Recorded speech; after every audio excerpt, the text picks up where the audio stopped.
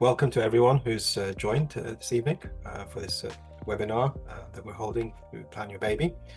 Just for those of you who don't know me, my name is Dr. Sami Almusawa. I'm a fertility consultant working at Plan Your Baby. Plan Your Baby is a telehealth fertility clinic, so we do fertility treatments and we monitor remotely, and we offer this to people all over the UK. So people who live even outside of London in remote areas, we're able to provide local services for you to be able to do blood tests, do scans as part of your treatment. And then for those patients who need to do IVF, we're able to bring you to London just for 2 visits or 1 visit for egg collection, for embryo transfer, and the rest of the monitoring we can do locally. So that's just a brief introduction for myself and for Plan Your Baby. And tonight we want to talk about quite a hot topic, I think, from weight to wellness, fertility in the age of weight loss injections, Ozempic, Mounjaro. I think there isn't a day that I open the newspaper and I don't see some sort of article about these weight loss injections. They've really taken us by storm. And actually there's a lot of people, there are a lot of people now who are using these injections. A really large number of people are using them.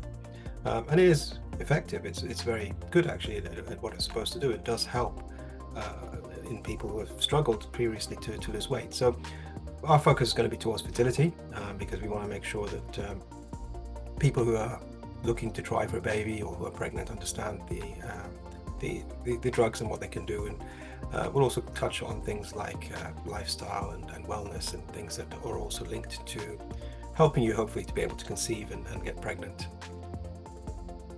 So first of all, we'll talk about the sensitive topic of weight. No woman likes anyone to weigh her or tell her her weight, or especially not tell her that she's overweight. So this is something which is quite sensitive, and patients sometimes get upset about it, but there is no denying a link between the woman or the man's weight even and their fertility. Not just their health, but their fertility as well can be affected by this.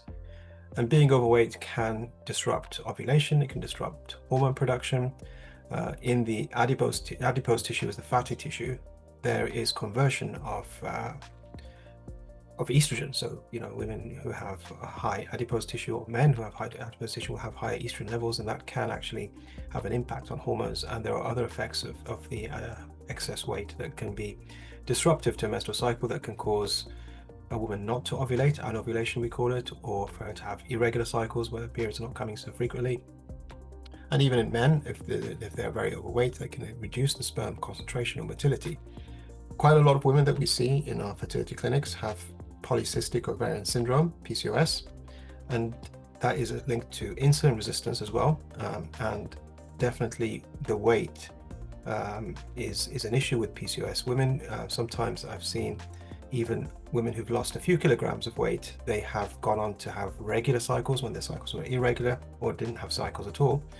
Even just with some small weight loss and changes to their diet and exercise regime, it can have quite a big impact and can lead to these women getting pregnant and having natural pregnancies without needing to go for fertility treatments. So it shouldn't be underestimated, the effect of this. And insulin resistance is also something linked to PCOS. About 60% of women with PCOS will have insulin resistance.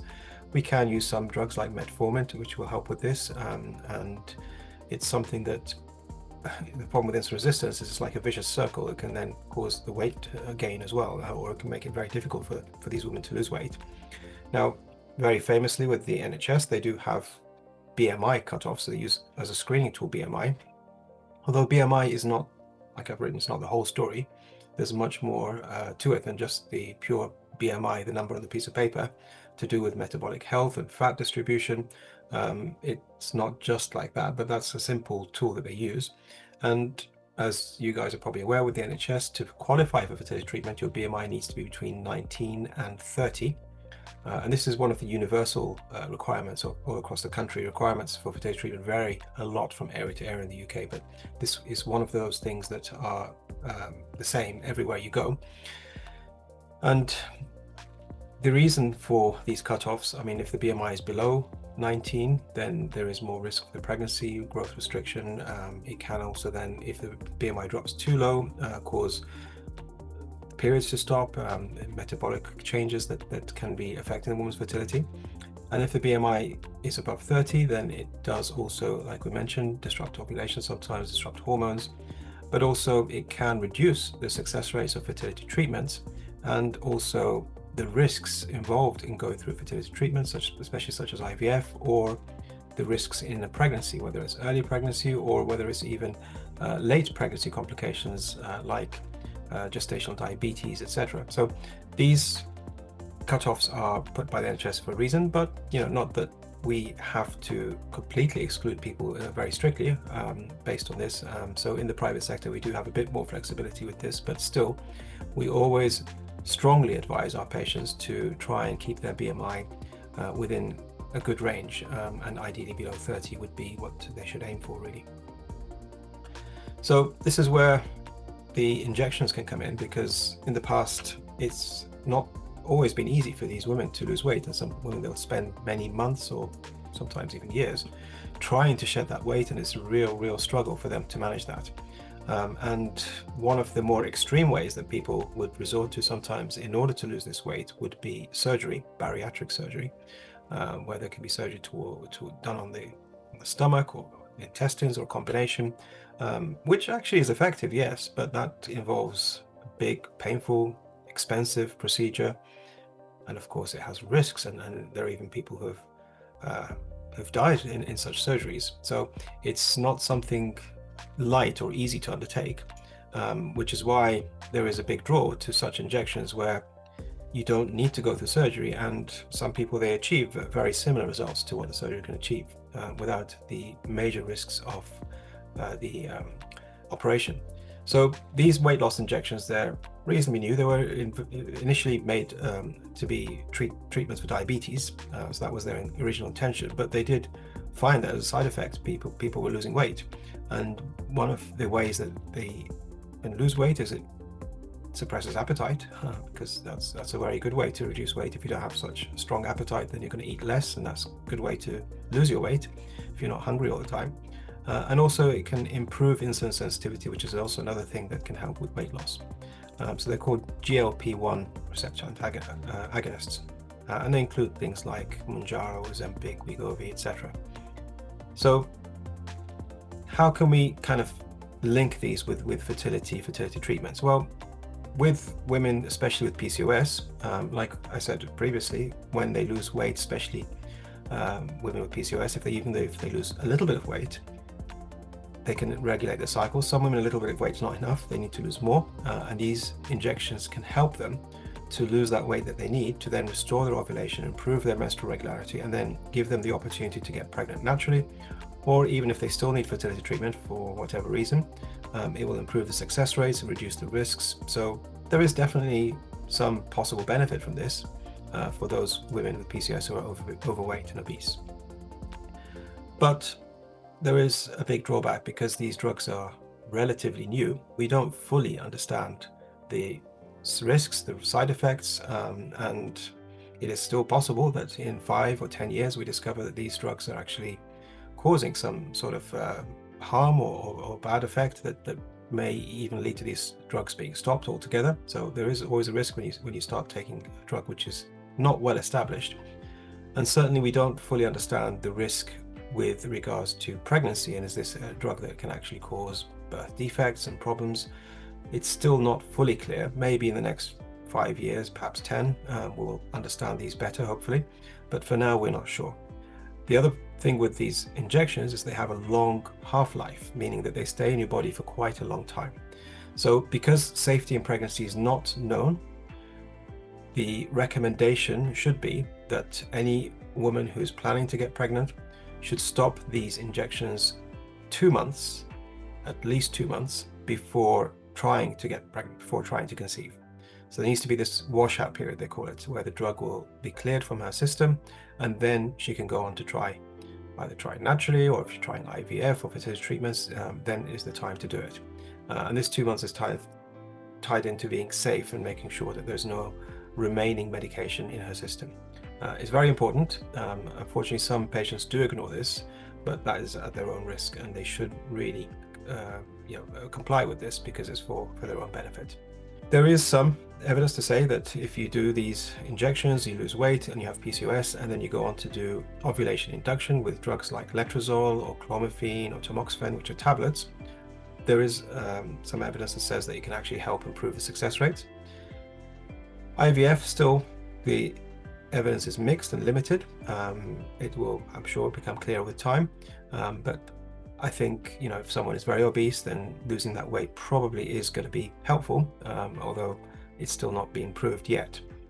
So it's certainly something to consider, but extremely, extremely important that you do abide by this 2-month washout period if you're going to use it for weight loss, and not to just go into treatment straight away or try and get pregnant straight away. So talking about other things, of course, lifestyle, health, wellness, general well-being is extremely important for fertility in general, and nutrition is a big thing. So always, men and women who are trying for a baby, they should be having a healthy diet, healthy balanced diet, trying to reduce processed food, junk food, not too much sugar, etc. And for women especially, folic acid is essential, so should be taking a supplement which contains folic acid, like a prenatal supplement, or at least folic acid 400 micrograms on its own. Vitamin D, quite often we see people with vitamin D deficiency in this country because there's not much sun.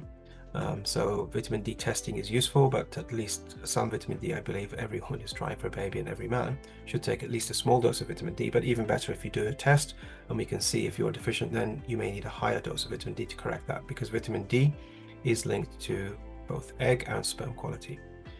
And then omega-3. So fish oil is a very good source of omega-3s, and omega-3 as well can be helpful for women who are trying to get pregnant. If someone does eat fish 2 or 3 times a week, oily fish especially, then may not need to supplement omega-3, but otherwise you can get these omega-3 fish oil supplements, or if you're vegan, then there are plant-based omega-3s, which are not as good, but still better than not taking anything, which can help supplement that. Should also avoid extreme dieting. So what you don't want is, these fad diets, extreme diets, which cause a lot of stress in the body, and that's not good for hormones, cortisol levels, prolactin levels. That can actually be disruptive to your hormones. So if you are going to go with a diet which is aimed to lose you weight, then it needs to be gentle weight loss, not something extremely severe. Exercise is really important as well. So moderate activity is important. Not going crazy with this either. So shouldn't start marathon training suddenly just before trying for a baby or trying IVF. Something that your body is used to, and you build it up gradually.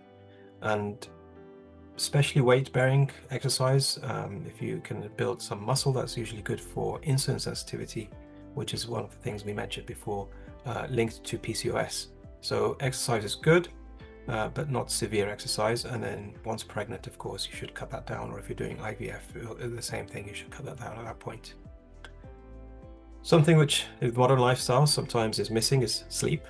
So a lot of us, unfortunately, we live quite busy lifestyles and try and pack many things into one day, and it can mean that we don't go to bed early enough, or sleep quality can be poor, or the stress from job or life or whatever, which can then affect your sleep or general well-being. So it's not something easy to fix, but as best you can, try and get some sleep, and try and have good sleep hygiene, good habits, and as much as you can, try and reduce the sources of stress that you can change. Of course, you can't change everything. And then, of course, these are obvious things like smoking and alcohol. These are both toxins. They are not good for eggs. They're not good for sperm either. And even too much caffeine has been linked to that as well. So should be careful with how much caffeine you consume through coffee, matchas, energy drinks, soft drinks as well. So just to be wary of that. And certainly the best is to avoid smoking, and really cut down the alcohol, or avoid it altogether is even better. Caffeine, you can have 1 cup a day of coffee if you wish, but once you're pregnant again, you should stop.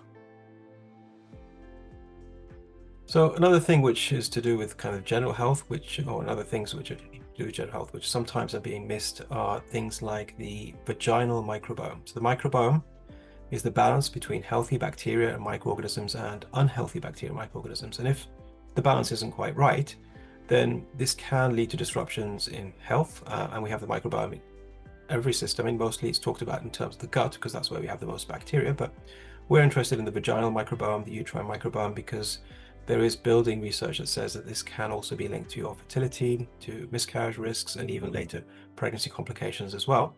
So there are tests that can be done, which can even be done from home nowadays, that can check the microbiome, and then you can discuss this with your fertility specialist and see if you need to have any treatment for it, if it does show any issues.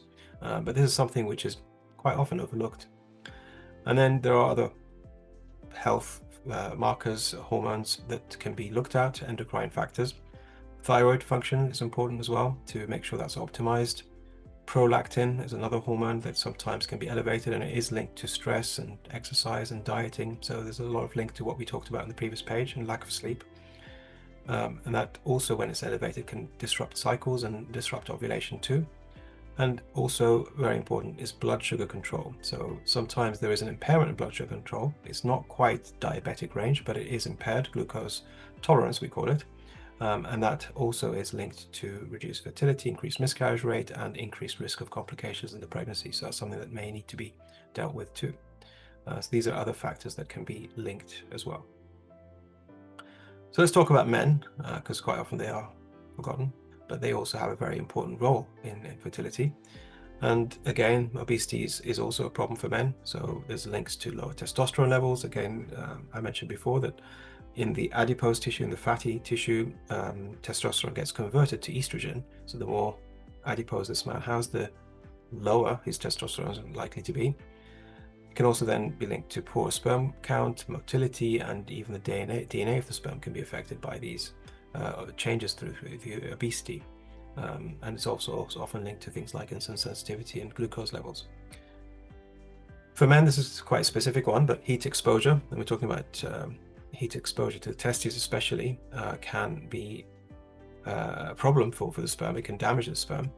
The testes are outside of the body, unlike the ovary, which is inside, which puts them in a vulnerable position. The ovaries are very well protected, but they are outside for a purpose, and that there needs to be a very specific temperature control to allow the sperm to develop in a good and healthy way. And if this isn't allowed to happen, because maybe the man is wearing too tight underwear, or his job, he's a baker or something that exposes him to heat, or jacuzzi, sauna, hot baths, these are all things that can lead to high temperatures in the testicles and lead to poor sperm quality.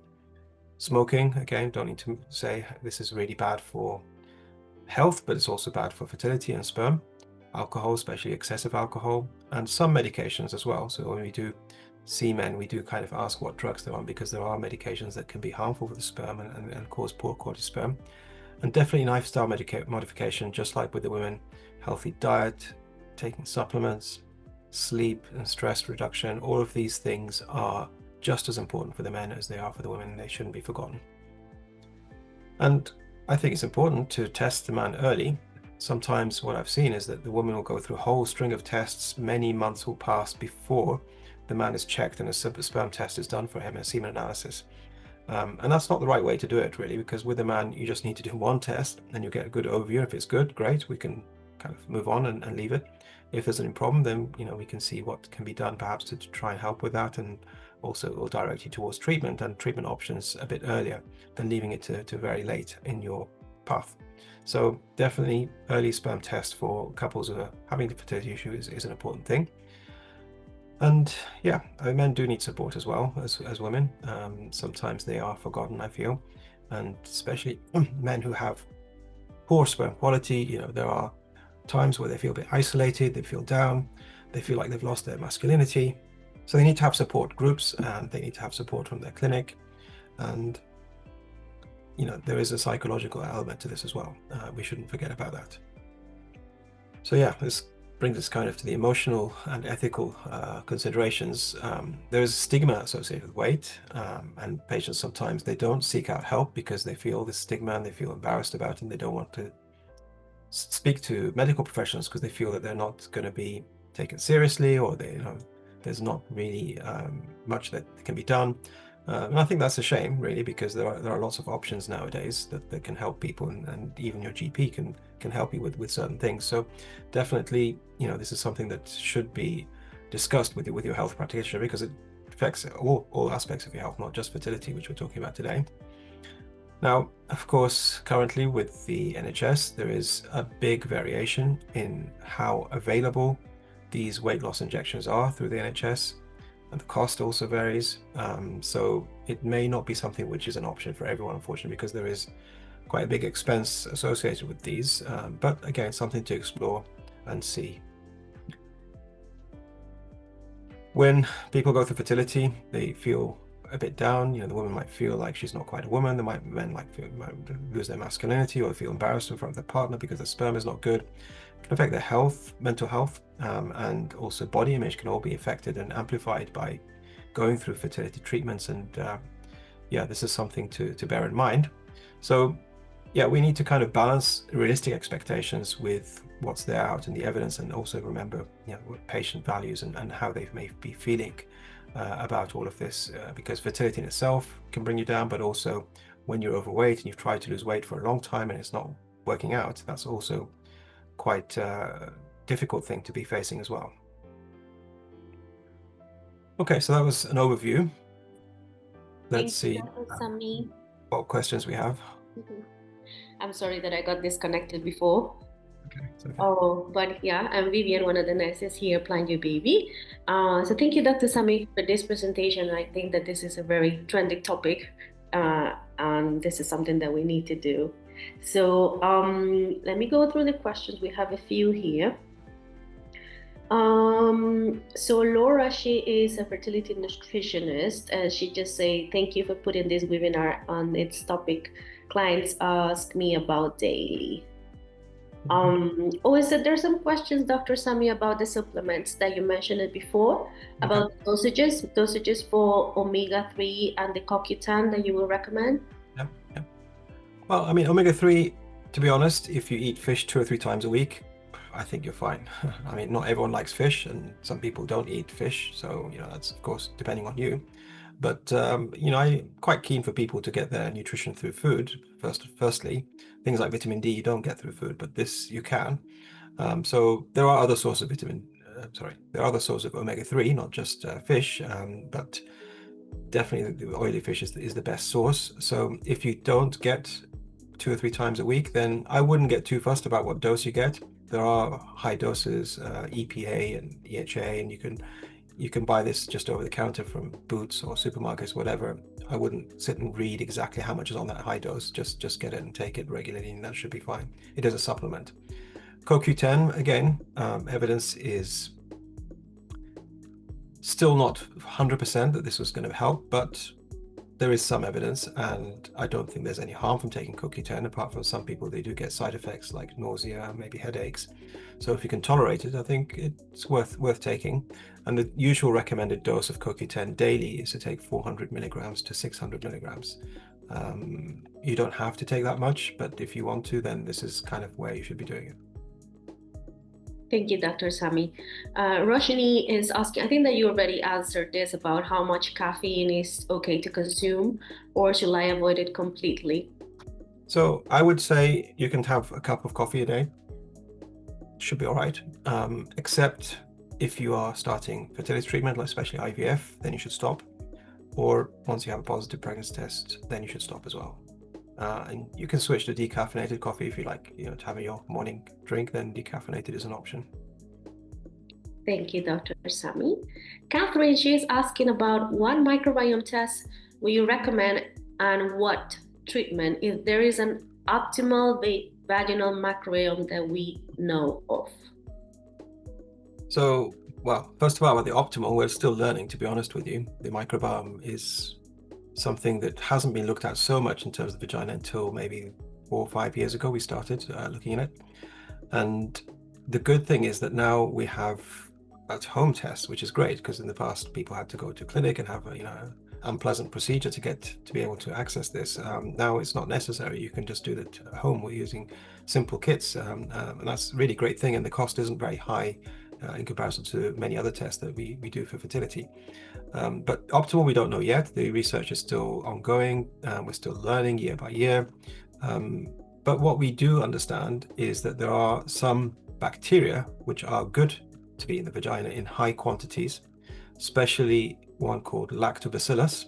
So this is like the policeman of the vagina. It will get rid of the bad guys for you because it creates an environment high in lactic acid, which reduces the pH in the vagina, and that can protect from things, organisms that are not good, which can cause things like BV and even thrush and other things. So it's definitely good to have lots of lactobacillus.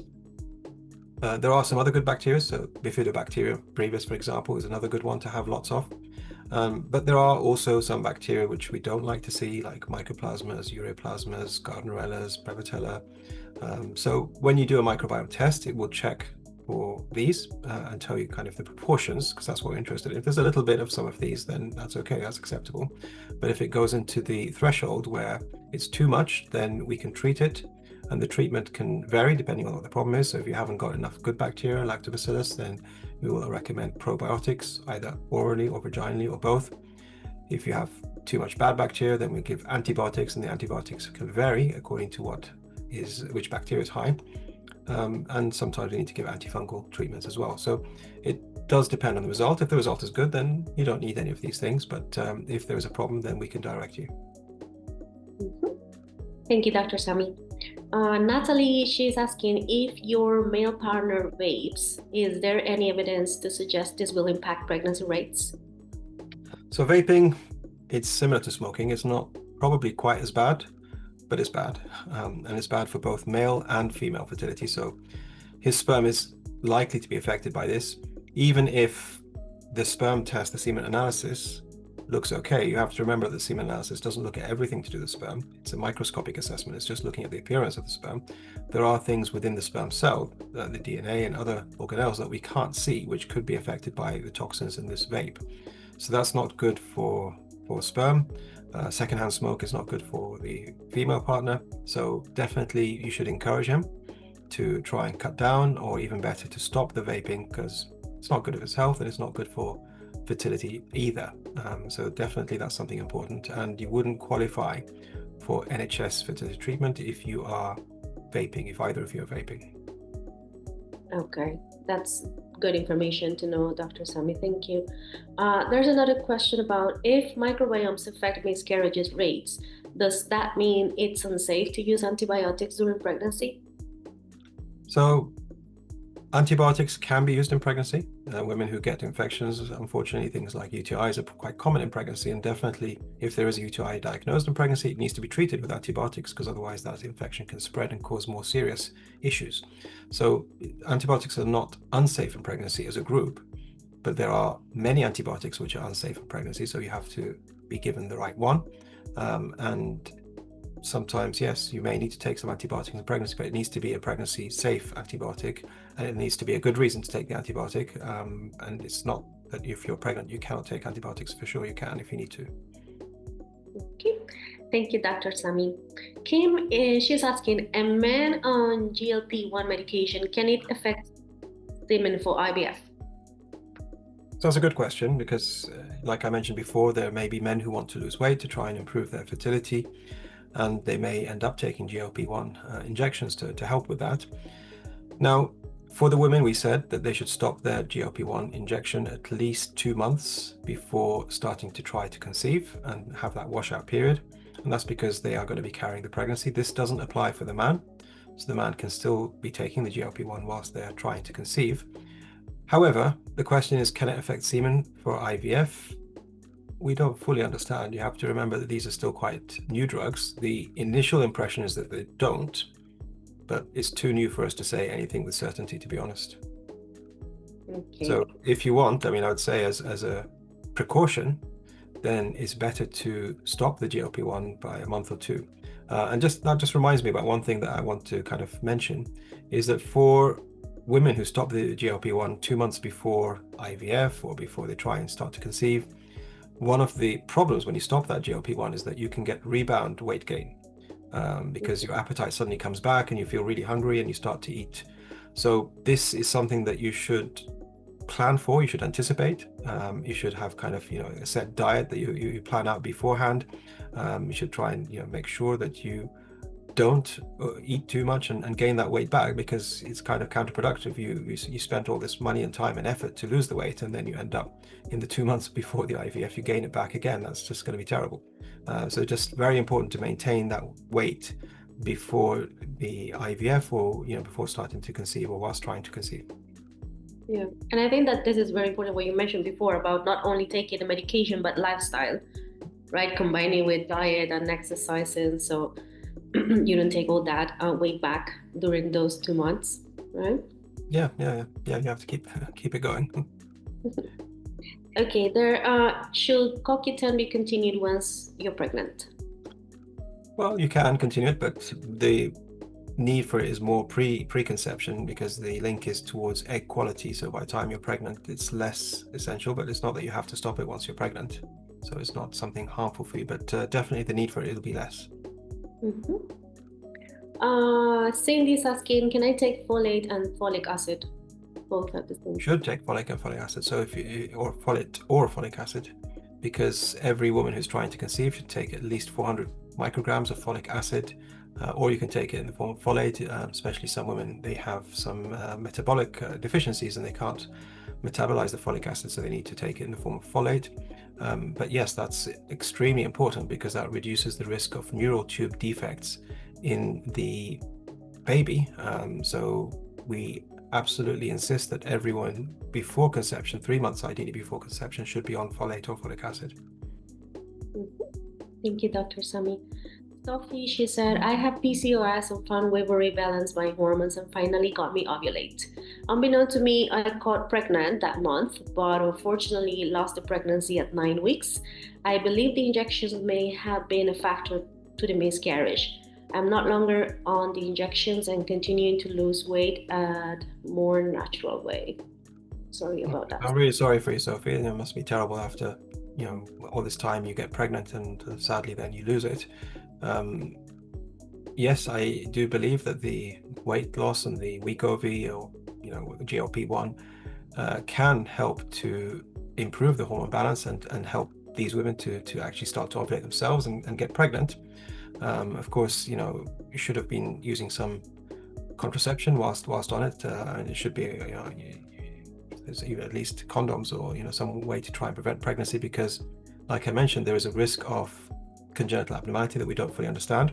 Now, to be clear also, there's no exact correlation between taking these injections and miscarriage, at least not as yet, but it's still early days, so perhaps in the future we will find that link. But for now, it's not really known that there's a link between this and miscarriage. So there could still be other reasons for the miscarriage to happen. Unfortunately, women with PCOS do have a slightly higher risk of miscarriage as well. And it can be things like progesterone, clotting. There are many other reasons for miscarriage. The most common, however, is a chromosome defect, and that's more down to bad luck than anything else. So yes, it's very good that you managed to lose weight, and you should continue to try and lose weight in a natural way. Absolutely, that's fantastic. And hopefully, with this weight loss that you managed to achieve, if you can keep your weight down, then you won't need to be on those injections again. You can just keep trying naturally, and hopefully you'll still ovulate naturally as well. Hopefully you will get a healthy baby soon at home. Hopefully, next time, fingers crossed. So Rachel is asking, it is safe to try to conceive what's on a GLP-1 medication? So we did address this in that any woman who's on GLP-1 medication should not be trying to conceive at the same time. They should be on some form of contraception, at least barrier contraception, and they need to wait 2 whole months, at least 8 weeks, from stopping the GLP-1 before they start trying to conceive, because they need to wash out this drug, because there is a possibility that this could cause birth defects. So that's one of the concerns that we have. So definitely not safe to take GLP-1 and try to conceive at the same time. Definitely not. And Dr. Sami, how accurate are the home vaginal microbiome tests, and what are they called and costs? So yeah, I think they're very accurate. Actually, they're very good. And it's fantastic that people can do it at home. They just use the post, they order the kit online, it gets delivered to their home. There's different formats. It can be in the form of a swab, a self-swab, where the woman swabs her own vagina, or There is one which comes in the form of a tampon that can just be used, which is easy to use, and then it's posted back, and the company will analyze secretions and let us know the microbiome composition. So they are called vaginal microbiome tests, and the cost typically start from about £100, £99, going up to £200, £250. So it's not very cheap, but it's also not the most expensive test that we do sometimes. So certainly something worth considering. Yep. Thank you, Dr. Sami. Megan is asking, could GLP-1 injections help with weight loss if you have Hashimoto's? So it can help with weight loss even for people who have PCOS. I know we focused on PCOS and fertility in this talk today, but it can help anyone to lose weight because it does suppress appetite, and of course that will hopefully lead to weight loss. Now it's variable. Some people lose more weight than others, of course, and I think it also depends on how your self-control is and how much you incorporate extra exercise and diet, etc., and what kind of foods you're eating. But yes, it can help with Hashimoto's, although it's not specifically for that, and definitely for women with PCOS, because of the insulin resistance that will be helped by the GLP-1, there may be more of an effect seen. Thank you, Dr. Sami. Gemma is asking, how can we incorporate HRT while trying to conceive? I am perimenopausal, age 44. Okay, so this woman sadly has premature menopause, and therefore when you go through menopause early, there is a recommendation to take HRT, hormone replacement therapy, to replace the estrogen and possibly progesterone if you have a uterus as well, to protect things like bones and heart health, which can be affected if you go through menopause early. Now, it's tricky actually to incorporate them together with HRT because the HRT will suppress ovulation, but if you're already menopausal, if it's true menopause, you're not going to be ovulating. So I'm not sure how she means trying to conceive. Perhaps, the main option for people who are perimenopausal trying to conceive is egg donation. And that is an option for people when they have no eggs. They can get eggs from a donor woman and through an IVF cycle, have an embryo transplanted inside them, and that way they can try to conceive. And with that, yes, we can still use HRT, and that's actually what we use to prepare the uterus to receive an embryo, so that can be incorporated into the HRT that is a preparation for receiving an embryo. So perhaps that's what she means, because if it's true menopause, then it won't be like that. If it's just perimenopause, which is suggested, again, depends on how bad the perimenopause is, but you may have enough natural hormone or enough of a natural cycle every 2 or 3 months that you can still stay off the HRT and try and have frequent intercourse, and hope that you ovulate and catch that and have a pregnancy. Although it's not a very high chance, unfortunately, for this lady, but that's still an option if she's still having cycles every 2 or 3 months, that she can stay off the HRT for now and give herself an opportunity to try and get pregnant, because HRT, when you give estrogens, that's going to suppress ovulation. Thank you, Dr. Sami. Rachel is asking, hi, doctor. My husband and I are already using Mounjaro for a month now, and we lost 4 to 6 kilograms after a month. I have a background of PCOS. We are both overweight. The clinician who offered this to us said that I need to be on metformin, but how many milligrams and how many times a day I have to take it, and do I need to take folic acid as well now, apart from the multivitamin that I'm taking? Okay. So yes, this is an illustration that this lady has lost, or both of them have lost quite a significant amount in 1 month. 4 to 6 kilograms is quite impressive, and hopefully that will help with her PCOS, and hopefully that will help with her cycles regulating and reducing risks of pregnancy, etc., etc. So that's a good thing, but like we mentioned before, I'll remind her that she needs to have a 2-month washout period before trying to conceive. The alternative which has been offered to her is metformin, and metformin can be used whilst trying to conceive. It can be used even whilst you're pregnant. You can continue it into the pregnancy because that has been shown to be safe in pregnancy. We know that. And interestingly, when I was first graduated from medical school, we actually used to stop metformin when a woman was pregnant because we weren't sure how safe it is. But now it's given freely to women in pregnancy, and we know it's fine. So maybe this will change with the GLP-1 as well. How much metformin to use? Well, typically we recommend a dose of 500 milligrams 3 times daily after each meal, because metformin, it does reduce blood sugar. It's a diabetic drug, of course, and you have to take it after a meal, never take it on an empty stomach, and you will take it after breakfast, lunch, and dinner. However, the problem with metformin is that it can give quite bad side effects, especially gastrointestinal side effects like diarrhea, nausea, cramping. So it's better to build it up slowly. And usually I ask my patients to start metformin with one 500 milligram tablet and after the evening meal. And then after a week, take it after breakfast and dinner. And then after another week, breakfast, lunch, and dinner if they can tolerate it. So it's better to build it up slowly. Folic acid may be in your multivitamin, so you can check on your multivitamin. You'll see what the composition is, and if it has 400 micrograms at least of folic acid, then that's fine. If it doesn't have folic acid, if it's just a general multivitamin, not a pregnancy one, then you may need to take extra folic acid, which you can get separately as well. Yeah, thank you, Dr. Sami. Can you tell us more about your clinic? You mentioned that people all over the UK can access. Where is your main base? And if we were to free embryos, would that be in London? Freeze embryos, I think. Freeze, I think, yes. Okay, so yes, I mean, our clinic is a telehealth clinic. We don't have an actual physical clinic. We work remotely like this through Zoom, online. We talk to our patients through phone calls, through emails. And we are able to access a network of places to do ultrasound scans, to do blood tests, etc. Which means that even people who don't live in London, because London is really the big hub for fertility in the UK, so even people who live in faraway places, north of England, southwest, whatever, we do have some areas that you can go to and have blood test and scan, which will be hopefully reasonably close to your home. Which makes things a lot easier, because this is one of the things that I noticed when we're doing fertility treatment, is that outside of London there's very limited choice, and you're pretty much stuck with maybe one clinic, and you may not like what they do or want to do it that way, and you just don't have any other option. So we wanted to be able to reach out to people all over the country, and this is how we've set it up. You don't need to come to London for anything except for if you're doing IVF treatments or IUI treatments, then you'll come down for the egg collection, embryo transfer, or IUI, and there are some maybe advanced tests that you might have to come to London for, or semen tests. We don't have very many sites currently for that, but we are looking for a remedy to this.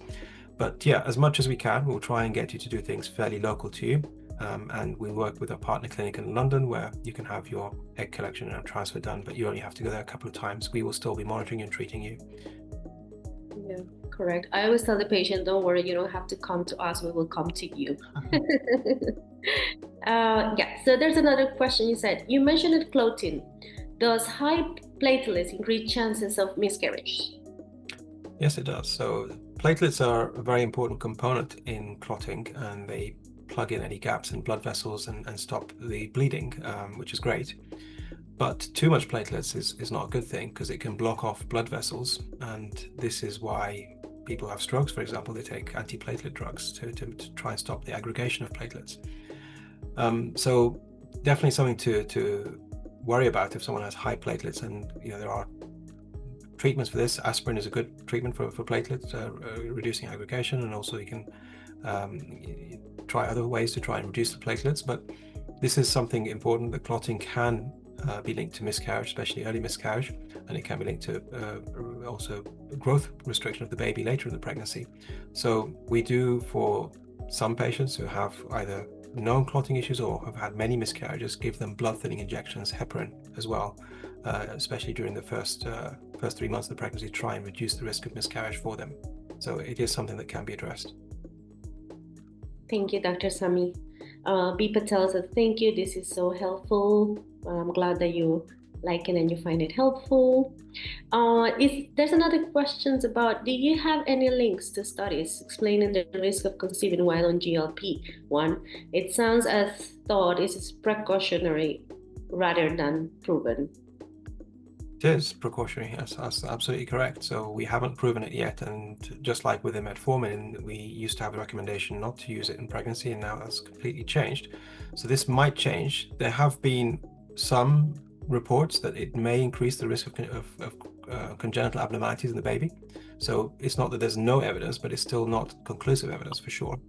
And therefore, nobody at all would want to have a horrible situation where the baby has an abnormality, and it's much, much better to be taking that precaution and to stop your GLP-1 2 months before, so that it's completely out of your system before you start to conceive. It's not worth taking the risk at all, in my opinion. Layla is just saying the GLP-1 injections can cause drastic weight loss quickly. Is this safe for your fertility, reproductive health, even if you then wait to try to conceive 2 months afterwards? Will the drastic weight loss have a negative effect? Will you recommend losing weight naturally with diet control and exercise over the injections? That's a very good question, actually. So yes, I mean, there are times where people lose a lot of weight in a short period of time with these injections because they are so effective. And this is something similar to what we used to see a lot with people who had bariatric surgeries, that they would lose very quickly the weight. And it's just difficult on the body, it's stressful on the body. So it does cause a release of certain reactionary endocrine markers like cortisol, and prolactin can also go high as well, because that responds to stress, and dieting too. And that can sometimes impact ovulation and fertility. Of course it can. So the idea isn't to lose it so quick, but this is just kind of how this drug works. It does kind of lead to quite a lot of weight loss in a short period of time. Now, the good thing is that those 2 months that you have to wait anyway, without the drug, hopefully these will settle down, and your prolactin will come down, cortisol will come down. So it should be rectified within those 2 months, hopefully. And we also have to remember that mostly we recommend, I mean, at least from my side, for fertility purposes, recommend kind of for people who have PCOS and who are not ovulating, that they use this to lose weight, and they're not ovulating anyway. So, this may help them to lose the weight, and then if they maintain it, then they can keep trying naturally for many months, and hopefully they'll get pregnant without needing fertility treatment, and that would be a really useful tool for them to be able to do that. So yes, the weight loss is drastic, and yes, it may have a temporary effect, but it's not going to be a permanent effect. Thank you, Dr. Sami. So, hey doctor, this isn't related to weight loss injections, but rapid weight loss overall. Do diets like the 1-to-1 Cambridge diet impact IVF? So, for example, being on the diet for 2 months, then having an egg retrieval / transfer, maybe losing 1 or 2 stones prior IVF, essentially, is this okay? So yeah, I mean, you can lose some weight before the IVF, and that would be good to reduce the risks of the IVF and reduce the risks of the pregnancy, hopefully, as well. But I think probably giving yourself a couple of months after that severe weight loss would be recommended, not to go straight from rapid weight loss into your IVF treatment, because like I just mentioned, that can affect your hormones in a negative way. So definitely it's better to have a little bit of time, which you should have anyway if you're using GLP-1. Thank you, Dr. Sami. What's our BMI restriction for IVF?